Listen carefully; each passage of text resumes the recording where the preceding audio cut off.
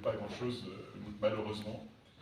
Et donc ça, c'est pour l'internationalisation. Et si on n'a pas ça, donc aujourd'hui, toutes les entreprises qui marchent, au bout d'un certain temps, si elles veulent se globaliser, et les 3 exemples que tu as cités à l'arrière, c'est des entreprises qui sont allées ouvrir des sièges ailleurs, parce qu'en Tunisie, on ne peut pas s'internationaliser. Et les 3 sont les meilleures preuves que quand elles s'internationalisent, eh bien, ça rapporte beaucoup pour le pays, pour son image. Alors, il y a un blind spot, c'est mon 3e sujet, la protection. C'est un sujet dont personne ne parle. C'est un sujet dont personne ne parle, et c'est un sujet qui est massacré, et qui est essentiel à mon sens, c'est la propriété intellectuelle et sa protection. Donc, j'ai une expérience personnelle qui est contre-intuitive. Donc la Tunisie a fait quelque chose qui paraît plausible, qui paraît logique, qui paraît normal, facile et accessible. Alors ça paraît une idée formidable, sauf que c'est terriblement mauvais. Pourquoi c'est terriblement mauvais? Moi, je ne l'ai pas découvert tout seul. La première fois que je suis allé déposer un brevet, j'ai contacté un cabinet américain spécialisé dans la propriété intellectuelle. Et qu'est-ce qu'ils ont fait? Je leur ai dit, moi, je veux déposer un brevet dans tout le monde, enfin dans le CDE, disons. Et ils m'ont dit, on va aller commencer par la Nouvelle-Zélande. Ah, Nouvelle-Zélande.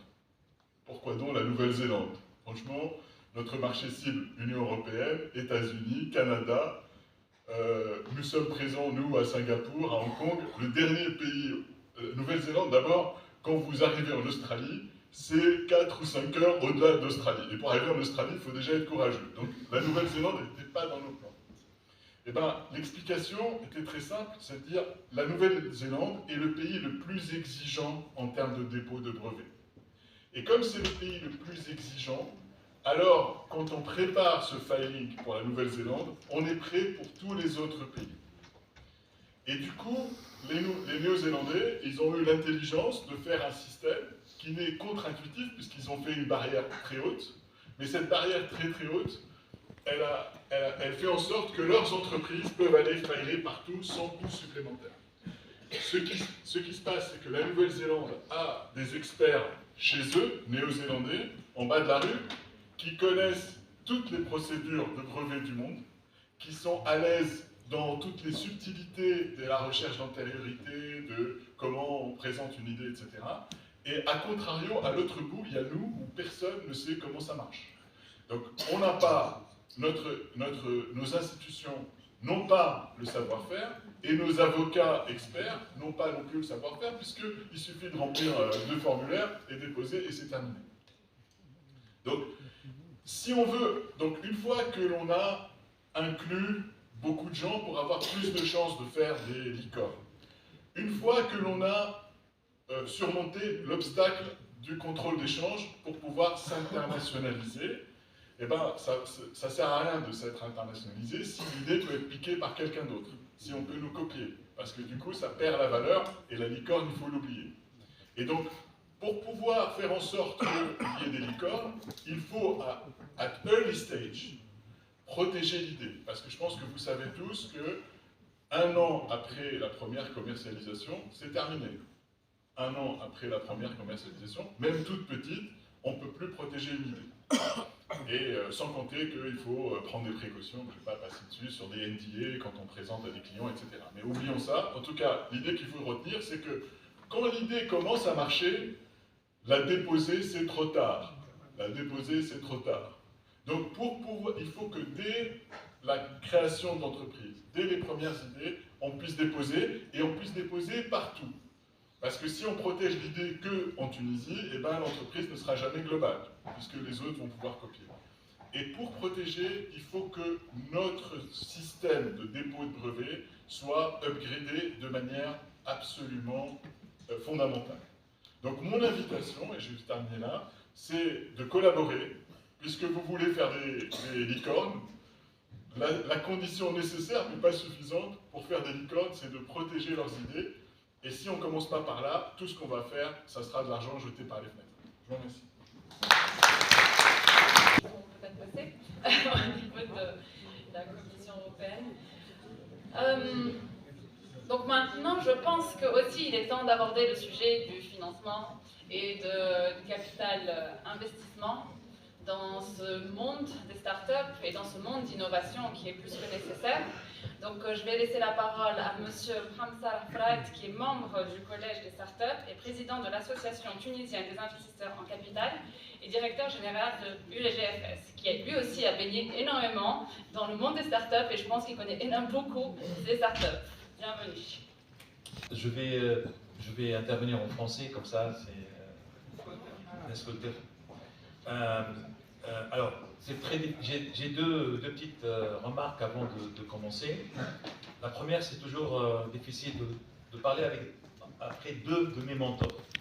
Parce que Saleh, il était président de l'ATIC, il est un fondateur de l'ATIC, et Badreddine, c'est une inspiration pour moi, donc c'est vraiment deux mentors, et qui ont quand même parlé de deux choses très importantes au niveau des messages qu'on veut passer à l'Union européenne. Et là, je vais à une deuxième anecdote, et là je vais être un peu franc avec vous. C'était il y a une année ou 2 années, sur le programme de voisinage avec l'Union européenne.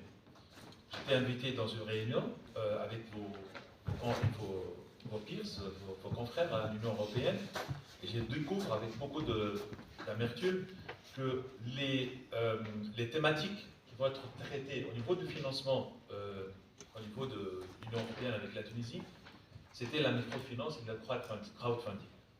J'étais vraiment hors de moi et j'étais vraiment désolé et déçu par... J'ai eu une discussion avec l'ambassadeur de l'Union européenne pour dire, franchement, pour un pays où il y a à peu près 1 million de freelancers, où il y a des milliers, des dizaines de milliers, des centaines de milliers d'ingénieurs, de codeurs, il y a 1000 startups labellisées, franchement, on va dire qu'on ne va pas traiter l'innovation, c'est fort quand même. Et j'ai compris qu'il y a un misunderstanding. Mais maintenant, je suis un peu plus à l'aise de dire, voilà, vous êtes là, vous êtes venus chez nous, et vous êtes peut-être convaincus avec la délégation de 6 personnes, donc de la délégation, pour parler d'innovation. Et là, je suis tranquille, comme ça. C'est vrai, j'ai beaucoup de respect à la microfinance, j'ai beaucoup de respect à les TPE. Je pense qu'il y a un axe très important à travailler avec nous sur la Tunisie. Aussi, au niveau de la TIC, donc nous, on a, en 2017, notre conférence annuelle, elle a vraiment porté sur l'innovation. Nous avons beaucoup travaillé sur cet aspect-là. Nous étions sur le projet avec mon ami Norman, sur le parti Startup Act, et l'idée principale pour nous, c'était, il y a à peu près 13 ans maintenant, c'était avec Carthage Business Angel en 2010. D'ailleurs, après la Révolution, c'était quelque part février 2011, etc. Et de dire, nous voulons que tous les programmes s'articulent franchement autour de l'innovation. Mission faite, mission accomplie, et donc là, on est. Donc, pour parler de l'ATIC, je veux vraiment vous donner quelques chiffres très importants et qui montrent un peu la profondeur du marché au niveau du capital investissement du secteur privé et de private sector.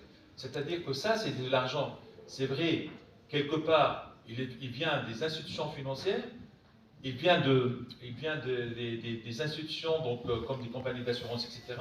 Mais c'est de private sector qui est aujourd'hui en train d'investir en Tunisie. Alors qu'est-ce qu'on voit? On voit 10 milliards de dinars. On a fait une étude pour justement voir quelle est la part des investissements institutionnels dans le pays. Et là, on découvre qu'il y a 80 holdings. Là, je reviens à l'idée de Saleh pour parler des family business qui commencent à faire vraiment, à se créer un portefeuille qui aujourd'hui mettent 3,7 millions de dinars sur la table pour l'investissement dans le private equity venture capital. Alors, les fonds d'investissement, ils vont aller jusqu'à 1 milliard de dinars, et je pense avec Saleh, avec tout le travail de Smart Capital, ce montant, il est appelé à se développer, et il y a les banques, les compagnies d'assurance qui ont leur propre société d'investissement, là où ils sont à 4 milliards de dinars, donc le total c'est 10 milliards de dinars, et il y a à peu près, en institutionnel, un peu plus que à peu près 200 institutions financières, et les investissements par exemple sur 2022, sur une année qui n'était pas bonne, après le Covid, etc., ça continue à investir, ça continue à croire dans le private equity. ça c'est